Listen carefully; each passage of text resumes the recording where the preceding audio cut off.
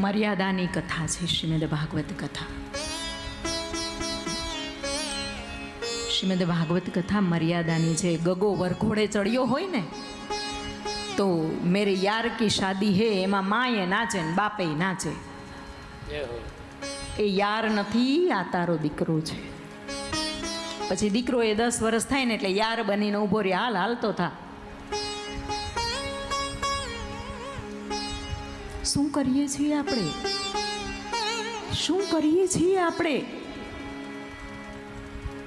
આજે સવારે જે શિવ મંદિરે ગયા ને તો ત્યાં એક યુવાન સરખા જે ભૂદેવ હતા ને, એને મને આમ સારું બને, ખબર નહીં કોણ જાણે, જ્યારે આવીએ ત્યારે મૈયા મૈયા કરીને એ વાતચીત કરવા આવે. મેં એને ખાલી પૂછ્યું કે મહારાજજી कैसा रहा सावन? मैंने कि माता जी आप पूछ रही हो तो बताना उचित समझ रहा हूँ कि आज ग्रुपમાં લોકો આવે છે ને એ માત્ર ને માત્ર મજા કરીને જાય છે. આ શ્રાવણની અંદર ભક્તિના નામે ઝીરો છે. ક્યાં પહોંચાડશું આપણે? પછી એણે ખૂબ સુંદર વાત કરી કે આ ધન છે ને મારવાડમાં હતું. તમે જોજો, મારવાડી આમાં કોઈ હોય તો પણ ખબર હશે કે મારવાડીનો દીકરો ભણેલો ના હોય પણ છતાંય એ કરોડપતિ સિવાય એનાથી નીચે લાખોપતિમાં હોય જ નહીં, એ કરોડપતિ છે. હવે મારવાડથી ધીરે ધીરે આ લક્ષ્મી છે ને એ સતત પરિભ્રમણ કરતી દેવી છે અને મારવાડમાંથી ગુજરાતમાં આવ્યા છે. મારવાડવાળા લક્ષ્મી પચાવી ગયા. તમે જોયું એના ડ્રેસ જોયા? તમે એના એક પુરુષોના ડ્રેસ વિશે તો કાંઈ મારે ટીકા ટિપ્પણીઓ કરવી જ નથી. એ તો બરાબર છે.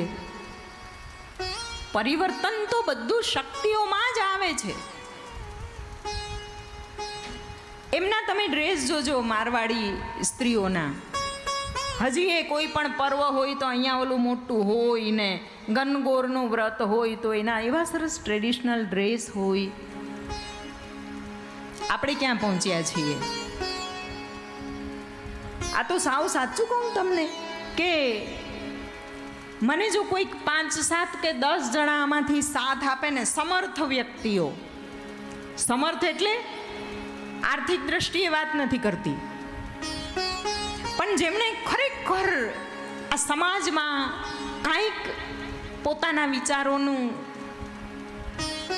અમલ કરાવવો હોય, અમલ, એવા જો 10-12 વ્યક્તિઓએ ખાલી જો સાથ આપે ને તો હું પહેલામાં પહેલો તો એ કાયદો કરું કે દુપટ્ટા વગરનો ડ્રેસ પહેરીને આવનારને કથામાં તો શું ક્યાંય એન્ટ્રી નહીં.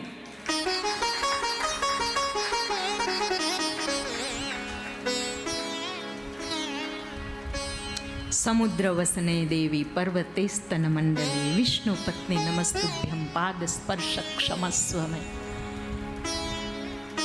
તમે જુઓ તો ખરાઓ શું કહ્યું છે? સમુદ્ર વસને દેવી પર્વત સ્તન મંડલે. ક્યાં તમે નારીને ક્યાં ઊભી રાખી દીધી છે એણે? એની કલ્પના તો તમે જુઓ. અને આપણે શું કરીએ છીએ? આપણે ક્યાં પહોંચ્યા?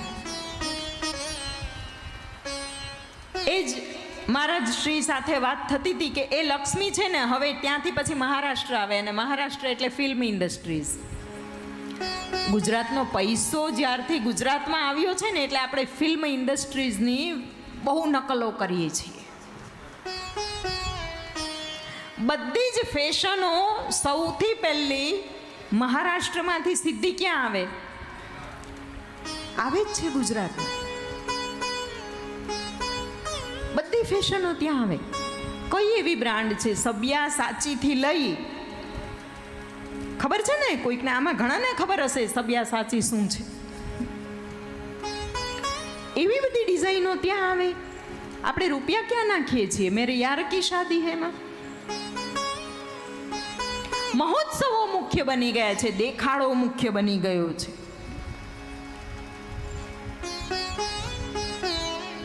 પછી તો આ ધાર્યું ધણીનું થાય એના જેવું છે.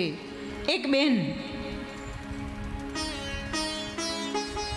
બિચારા અવળું કરવા ટેવાયેલા.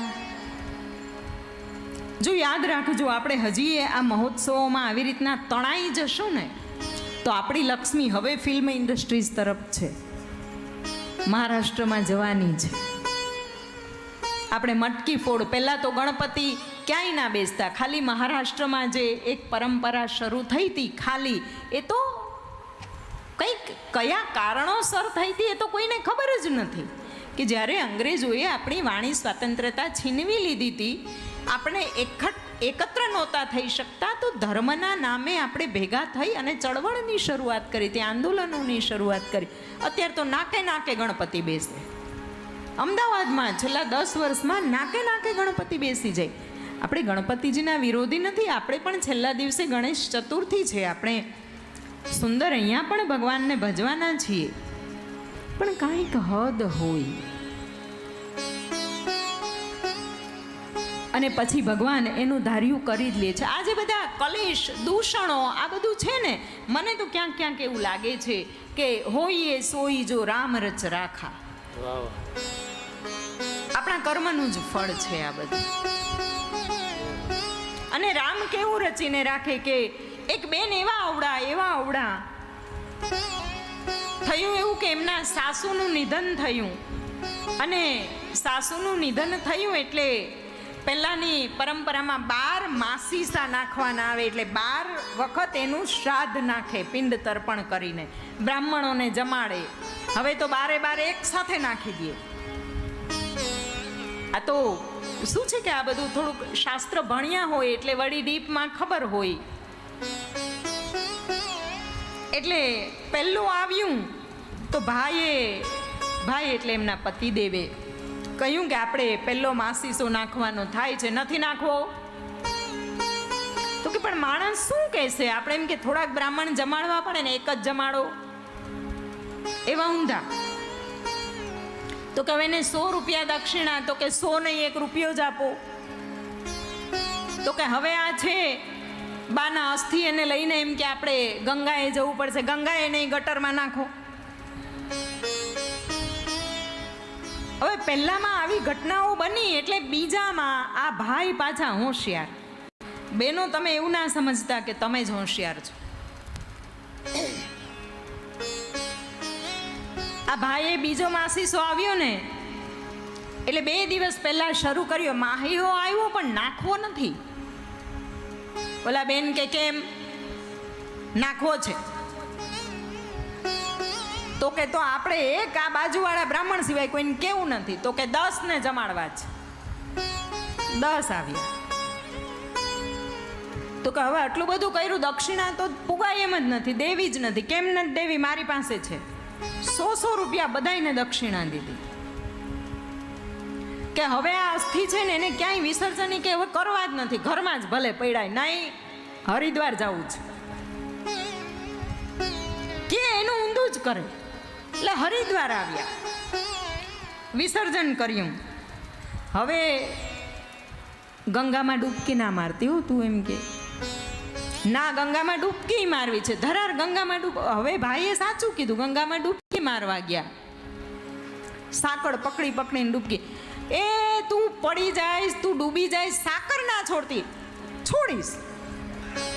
હર હર ગંગે, હર હર ગંગે. તો કે એનું અવળું જ કરવાનું ને. શાસ્ત્ર આપણને કેવું સરસ કહે છે, એક થોડુંક જો આપણે ફોલો કરીએ ને, એક થોડુંક સમય આવે ને એટલે આપણે ચેતવું જોઈએ. નારદજીએ મહોત્સવોને મુખ્ય બનાવ્યા છે, છતાંય જ્ઞાન અને વૈરાગ્ય પુષ્ટ થતા નથી, આંખો ખુલતી નથી. નારદજીએ ગીતાની શૌર્યયુક્ત વાણી જ્ઞાન અને વૈરાગ્યના કાનમાં પ્રવાહિત કરી ફૂંકી સળવડે બેઠા થાય પણ પાછા સૂઈ જાય. નારદજીએ વેદની રીચાઓ, વેદના મંત્રો એના કાનમાં નાખ્યા, છતાંય પુષ્ટ ના થાય. નારદજી આકુળ વ્યાકુળ થઈ ગયા. ભગવાનની શરણાગતિ સ્વીકારી કે હે પ્રભુ, હવે કાંઈક કરો, મારી ઇજ્જત બચાવો. અને ત્યારે આકાશવાણી થઈ કે સત્કર્મ સમાચર, કયું કંઈક સત્કર્મ કરો. નારદજીએ વિચાર્યું કે સત્કર્મની વ્યાખ્યા શું છે. શ્રીમદ ભાગવતજીમાં સત્કર્મની ડેફિનેશન આપવામાં આવી છે, વ્યાખ્યા આપવી છે કે જે કર્મને શાસ્ત્રમાં વર્ણવેલું હોય અને એ કર્મ કોઈક સંત, સાધુ, પુરુષ, ઋષિ મુનિઓ દ્વારા કરી અને પછી એના ઉપર મહોર મારવામાં આવી હોય, એણે પુષ્ટિ કરી હોય કે હા આ કરી શકાય, એને સત્કર્મ કહેવામાં આવે છે. નારદજી સત્કર્મ કોને કહેવાય એ શોધમાં ને શોધમાં આકુળ વ્યાકુળ ફરતા હતા. અને બરાબર એ જ સમયે નૈમિષારણ્યમાં સૂત પુરાણીજી એ 88,000 વર્ષ ચાલે, અદ્ભુત. આજે સવારે આપણી પોથી યાત્રા નિર્વિઘ્ન કરાવવા માટે જ આ વરસાદ ઊભો રહ્યો હતો. પરમ દિવસે મંજુબેને કહ્યું કે માતાજી, પોથી યાત્રા આપણી છે, ખાલી ભગવાનને આપણે એટલું કહેવાનું છે કે એક વરસાદ ના આવે. અને ના આવે. આમાં આપણી કાંઈ બડાઈ નથી, પણ આપણે આ સત્કર્મ કરવા આવ્યા છીએ ને તો ભગવાન એની નોંધ લે છે. એ જ સમયે 88,000 ઋષિઓ 100 વર્ષ ચાલે એવો યજ્ઞ કરી રહ્યા છે. અને એ યજ્ઞની અંદર સૂત પુરાણીએ સુંદર મજાનું સ્થાન લીધું છે. સૌનકાદિક ઋષિઓ પ્રશ્ન પૂછી રહ્યા છે અને એ જ સમયે 4 સનકાદિક ઋષિઓ ત્યાં પધાર્યા. એ 4 સનકાદિક ઋષિઓએ નારદજીને જોયા. નારદજી ખૂબ જ ઉતાવળમાં હતા અને એ ઉતાવળમાં હતા ત્યારે એને પ્રશ્ન કર્યો છે સનકાદિક ઋષિઓએ કે તમે આમ આટલા ઉતાવળમાં ક્યાં જઈ રહ્યા છો? શ્રીમદ ભાગવતજીમાં એક ખૂબ સુંદર મજાનો શ્લોક છે. કુમારા વાચ, કુમારોએ કહ્યું કે કથમ બ્રહ્મન દીન મુખ, હે બ્રાહ્મણ તમારું મુખ દીન કેમ છે? દીન એટલે થોડુંક ઉતરી ગયેલું. ઉતઃ ચિંતા સ્તુરો ભવાન, તમે આમ આટલા બધા ચિંતાવાળા કેમ છો? ત્વરિતમ ગમ્યતે કુત્ર કુતશ્ચ આગમન, કે કુતશ્ચ આગમનમ તવ, તમે આટલા ઝડપથી ક્યાંથી આવી રહ્યા છો? તમે ક્યાં ગયા હતા? શાસ્ત્ર કહે છે કે કોઈ સાધુ પુરુષ હોય, કોઈ બ્રાહ્મણ હોય, કોઈ ધર્મ જિજ્ઞાસુ હોય કે કોઈ હિતકારી મનુષ્ય હોય ને, એનું મુખ ક્યારેય પડેલું ના હોવું જોઈએ. એનું મુખ પડેલું હોય તો સમજો કે નિશ્ચિત કોઈક આફત આવવાની છે. એના પગમાં એવી વિચલિતતા ના હોવી જોઈએ. શાસ્ત્રના તો ઘણા બધા સૂચનો છે, સૂચનો નહીં આજ્ઞાઓ છે. નારદજીને જ્યારે આ 4 સનત કુમારોએ પૂછ્યું ત્યારે નારદજીએ કહ્યું કે સત્કર્મ કરવા માટે હું જઈ રહ્યો છું. અને એ સત્કર્મની વ્યાખ્યા જ્યારે કોઈ ભૂદેવોને ના મળી ત્યારે ભગવાન સૂર્યનારાયણે કહ્યું કે સત્કર્મ તરીકે તમે શ્રીમદ ભાગવતજીનું અનુષ્ઠાન કરો. અને આ શ્રીમદ ભાગવતજીનું અનુષ્ઠાન કરવા માટે જઈ રહ્યો છું, એના માટેની તૈયારી કરી રહ્યો છું. 4 સનત કુમારોએ આ વાત સાંભળી છે. ત્યાર પછી સુંદર મજાનું સ્થાન નક્કી થયું છે. હરિદ્વારમાં શ્રીમદ ભાગવત સપ્તાહ થઈ, જ્ઞાન વૈરાગ્યની સુંદર મજાની પુષ્ટિ થઈ છે. હજી તો કથાના સુંદર સુંદર આયોજનની સાથે બધા જેવી ખબર પડી ને કે શ્રીમદ ભાગવત સપ્તાહ થવાની છે, તો ત્યાં તો બોલાવ્યા વગર, આપણને બધાને તો બોલાવ્યા હોય, પણ બોલાવ્યા વગર સપ્તર્ષિઓ આવી ગયા, બધા જ દેવતાઓ આવી ગયા, બધા જ તીર્થ સ્થાનો આવી ગયા. અને આમ જે બધું દૈવીય હતું એ બધું જ ત્યાં ઉપસ્થિત થઈ ગયું. જેવા મંગલાચરણ થયા, મંગલનાદ થયા, જય ઘોષ થયા, ત્રાંસા, નગારા, ઘંટનાદ, શરણાઈઓ, આ બધું વાગવાની જેવી જેવી શરૂઆત થઈ, અને જેવું હજી તો કહેવામાં આવ્યું કે બોલો શ્રી દ્વારિકાધીશની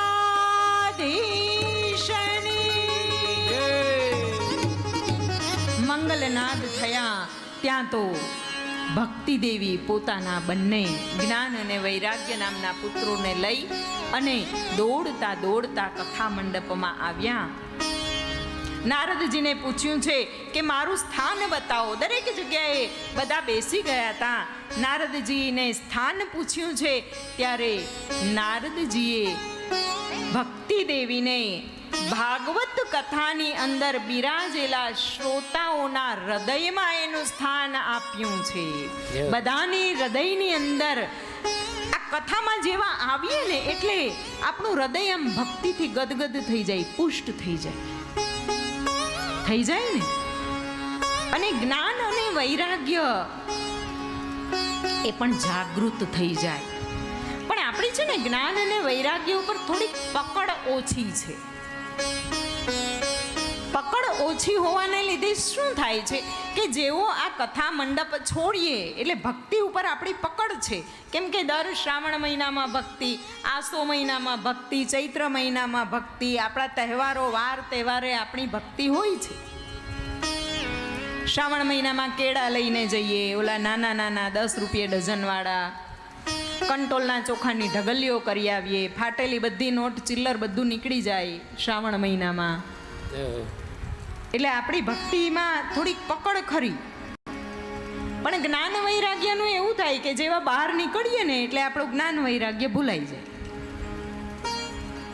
જ્ઞાન વૈરાગ્યમાં આપણી પકડ ઓછી છે. અને એટલે આપણા જીવનમાં દુઃખ છે. આપણે ઠેર ઠેર પૂછવાનું છે. આ કલયુગની અંદર શ્રીમદ ભાગવત શાસ્ત્રનો પ્રચાર એટલા માટે આટલો બધો થયો છે કે આ શ્રીમદ ભાગવત શાસ્ત્રને જો કોઈ ધ્યાનથી માત્ર શ્રવણ કરે તો એનું જીવન અદ્ભુત બની જાય, મનુષ્ય જીવન બની જાય એમ કહીએ ને તો ચાલે. એક માજીનો દીકરો વિદેશ ગયો, અમેરિકા ગયો, અને ત્યાં ગયો ને પછી એ માજીએ 1 મહિનો તો ઘરમાં હતું, એ ખાધું પીધું. બીજો મહિનો માજીએ આજુબાજુથી માંગ્યું, કીધું કે ભાઈ સગાવાલા આવે ને કે ભાઈ તારો દીકરો મોકલશે એટલે આપજે. એમ કરતાં કરતાં વિતાવ્યો. હવે ત્રીજે મહિને માજી મળે એ મજૂરી કરીને વિતાવ્યો. આમ 3-4 મહિના ગયા, 5મો મહિનો આવ્યો. હવે માજીથી મજૂરી એ થાય નહીં એટલે ભીખ માંગવાનું શરૂ કર્યું. પેટ તો માંગે ને, ભીખ માંગવાનો આરંભ કર્યો. અને એના સગાવાલાએ જોઈ જાય તો કે ડોસી તારો દીકરો આટલો નકામો નીકળ્યો કે વિદેશ ગયો ને તને કાંઈ મોકલતો નથી. તો માજીએ કીધું મોકલે છે ને. તો કે શું મોકલે છે? તો કે ચિઠ્ઠી. તો કે બીજું કાંઈ નથી મોકલતો? તો કે મોકલે છે ને ચિઠ્ઠીની સાથે રંગીન કાગળ મોકલે. એટલે બધાને થયું કે રંગીન કાગળ શું હશે? ઘરે જઈને જોયું તો કે ક્યાં છે રંગીન કાગળ? તો એ માજીએ પ્રેમથી આમ એનો હાર બનાવી અને લટકાડી રાખ્યો. તો દરરોજ સવાર સાંજ જોવે, દીકરાને યાદ કરે.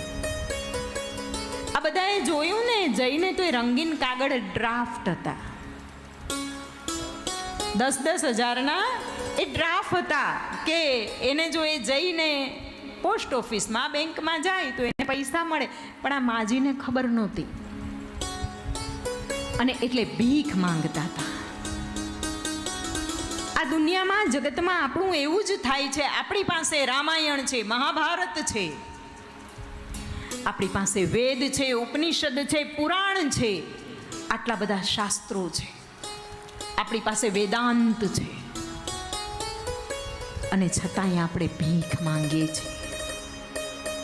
છતાંય આપણે ભૂવા ધૂણતા હોય ને ત્યાં જઈએ છીએ. છતાંય આપણે અંધશ્રદ્ધાઓમાં રખડીએ છીએ. છતાંય આપણે ડખે ચડીએ છીએ, આપણે માજાર ઉપર જઈએ છીએ. લાનત છે આપણા હિન્દુ જીવનને. ખૂબ સુંદર એક રમેશ ગુપ્તા